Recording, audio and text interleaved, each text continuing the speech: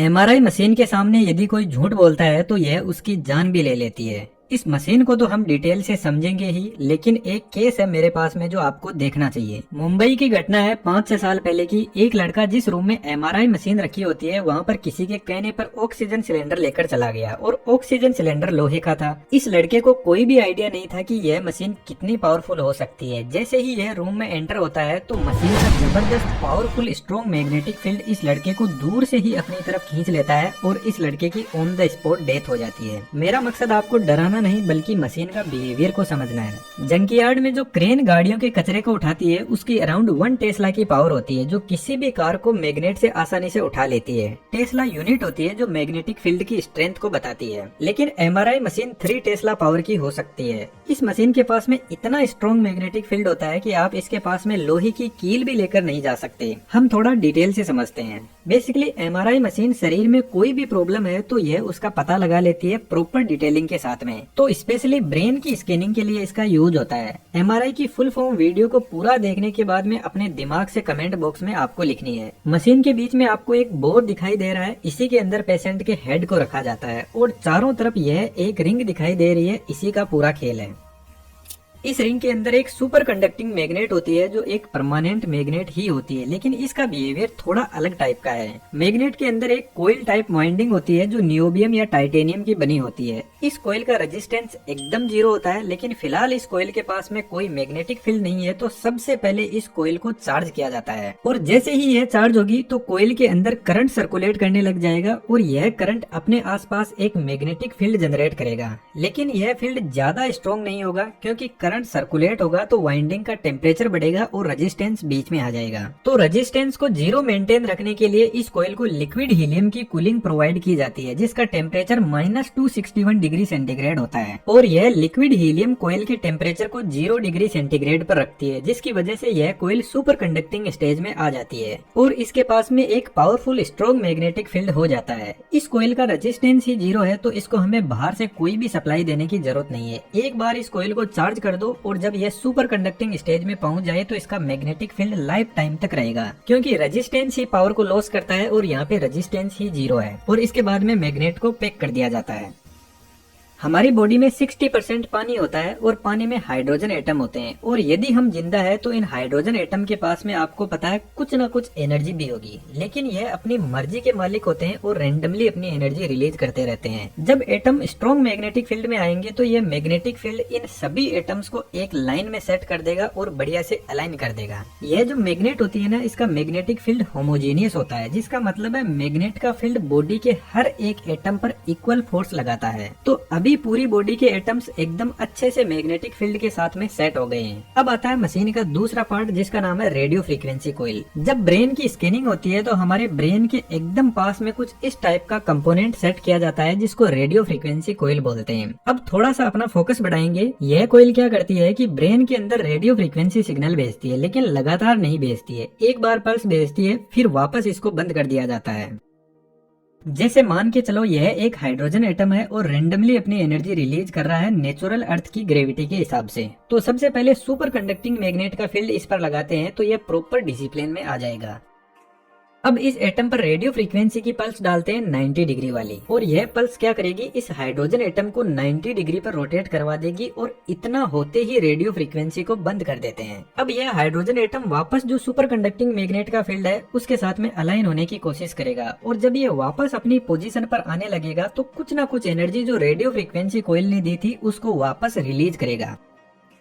और radio frequency coil का receiver हमारे दिमाग के एकदम पास में लगा रहता है। तो जैसे ही सभी एटम्स अपनी एनर्जी रिलीज करते हैं तो रेडियो फ्रीक्वेंसी कोइल का रिसीवर इस एनर्जी को सेंस कर लेता है और यह जो एनर्जी जिस फ्रीक्वेंसी पर वापस आई है ना, इसको रेजोनेंस फ्रीक्वेंसी बोलते हैं। थोड़ा इसको आसान करते हैं। मान के चलो आपकी गर्लफ्रेंड ने आपके एक जबरदस्त चांटा मार दिया। अब आप में हिम्मत होगी तो आप वापस चांटा मारने की कोशिश करोगे, लेकिन जो गर्लफ्रेंड की इंटेंसिटी थी चांटा मारने की, उतनी इंटेंसिटी से नहीं मार पाओगे। तो यहाँ पर हुआ क्या, पहले गर्लफ्रेंड ने आपके पास में रेडियो फ्रीक्वेंसी भेजी चांटे के रूप में और अब आप में एकदम से एनर्जी आ गई। अब आपको गुस्सा आया तो यह एनर्जी आपको वापस रिलीज करनी है तो आप वापस चांटा मार दोगे। तो यह जो एनर्जी वापस घूम के आई है ना गर्लफ्रेंड के पास में, इसी को रेजोनेंस फ्रीक्वेंसी बोलते हैं। अब जो गर्लफ्रेंड है ना उसको आप रेडियो फ्रीक्वेंसी कोइल समझो। यह एक तरीके का सेंसर है जो हमारे दिमाग के पास में लगा रहता है और चेक करता रहता है कि कितनी एनर्जी वापस आई है। अब यार ऐसा है कि आप भी कुछ क्रिएटिव करना चाहते हो और ऐसा एनिमेशन सीखना चाहते हो तो हमारा बेहतरीन 3D एनिमेशन का कोर्स ज्वाइन कर सकते हो।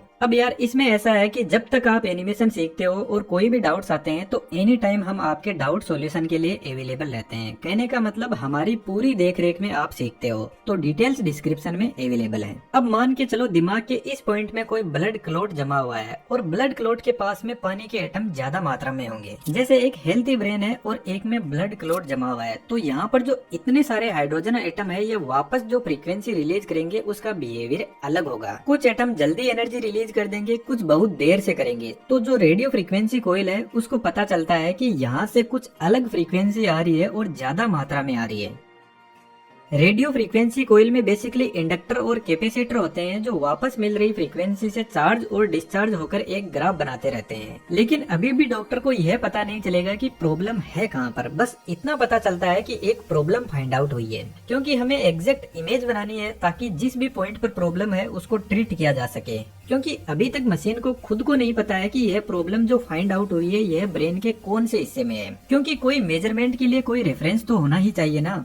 जैसा कि यदि आप बोलते हो कि आसमान में तारा टूटा है और अगले दिन मैं आपसे पूछूं कि कल तारा कहाँ पे टूटा था, तो आप सिर्फ एक अंदाजा बता सकते हो कि इधर वाले साइड में टूटा था, लेकिन मुझे तो उसकी एग्जैक्ट पोजीशन चाहिए ताकि हम किसी दूसरे को भी बता सके। तो वही काम अब हमें करना है। तो फिर मशीन का तीसरा कंपोनेंट ग्रेडियंट कोइल सामने आता है और ग्रेडियंट कोइल ही एग्जैक्ट इमेज बनाने में हेल्प करती है। ग्रेडियंट कोइल इस बोर में इस पोजीशन पे लगी रहती है। थोड़ा ध्यान से देखना, इन दोनों कोइल में सप्लाई ऑपोजिट डायरेक्शन में दी जाती है जिससे कोइल के पास में अपना फील्ड जनरेट होता है। अब वैसे तो यहाँ पे इतनी सारी फील्ड लाइन जनरेट होती है, लेकिन हम सिंप्लिसिटी के लिए यहाँ पर एक एक फील्ड लाइन को ही मान लेते हैं। तो जो इधर वाली कोइल है इसका मैग्नेटिक फील्ड तो जो मेन मैग्नेटिक फील्ड है उसी डायरेक्शन में है, तो यह दोनों ऐड हो जाएंगे।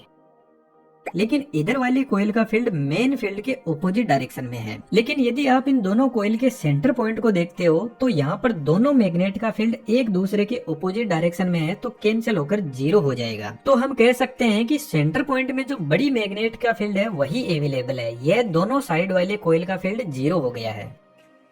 हम मान लेते हैं सेंटर पॉइंट पर बड़ी मैग्नेट का जो फील्ड है उसकी स्ट्रेंथ 1 टेस्ला की है। अब इस सेंटर पॉइंट से जैसे जैसे हम इधर जाएंगे तो यह फील्ड बढ़ता जाएगा 1.1 टेस्ला, 1.2 टेस्ला, 1.3 टेस्ला, क्योंकि इधर वाली ग्रेडियंट कोइल और मेन फील्ड जुड़ रहे हैं और इसके ऑपोजिट साइड में ठीक ऐसे ही फील्ड कम हो रहा है। अब यह जो हमें एक लाइन मिली है यह जेड एक्सिस की लाइन है और जैसे इस पॉइंट पर कोई प्रॉब्लम है तो मशीन को पता लगेगा कि जेड एक्सिस में 1.2 टेस्ला का जहाँ पर मैग्नेटिक फील्ड है वहाँ से फ्रीक्वेंसी कुछ अलग टाइप की आ रही है। इसी तरीके से यहाँ पे एक्स एक्सिस और वाई एक्सिस के लिए भी ऐसी कोइल लगी रहती है।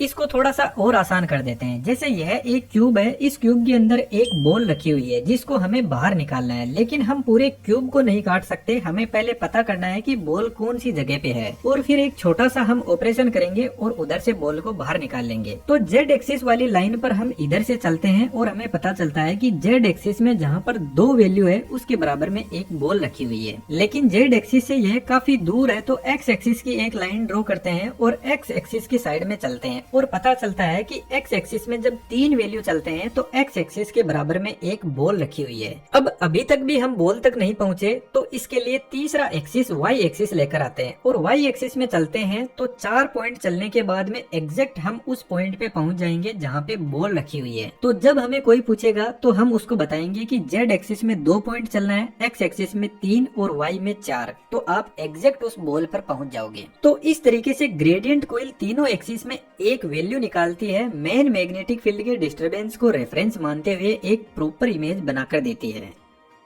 एमआरआई जब किसी पेशेंट की होती है तो 30 से 40 मिनट लग सकते हैं, क्योंकि रेडियो फ्रीक्वेंसी मल्टीपल टाइम भेजी जाती है एक एग्जैक्ट इमेज बनाने के लिए। इस मशीन के जितने एक्सरे के साइड इफेक्ट होते हैं वैसे तो इसके कोई भी साइड इफेक्ट नहीं है, लेकिन यदि आपके कोई पास्ट में सर्जरी हुई है और आपकी बॉडी में कोई लोहे का पार्ट डाल दिया है तो आपको डॉक्टर को पहले से ही बता देना है, कुछ भी नहीं छुपाना है। अदरवाइज जब मशीन के पास में जाओगे तो मशीन आपकी बॉडी को फाड़ के लोहे का टुकड़ा बाहर निकाल लेगी। तो जो आपसे डॉक्टर पूछते हैं सब कुछ सच सच बता देना है। जनरली एमआरआई बॉडी के मसल्स पार्ट में बेहतर तरीके से काम करती है, जहाँ पे वाटर कंटेंट ज्यादा अवेलेबल रहता है। हम और भी ऐसे ही बेहतरीन वीडियोस पे काम कर रहे हैं जो आपके नॉलेज को बढ़ाने में बहुत हेल्पफुल होंगे, तो आप चैनल को सब्सक्राइब कर सकते हो। वीडियो में देखा हुआ एनिमेशन यदि आपको सीखना है तो हमारे बेहतरीन 3D एनिमेशन के कोर्स को ज्वाइन कर सकते हो। हमारी तरफ से आपको फुल सपोर्ट रहेगा। Thank you.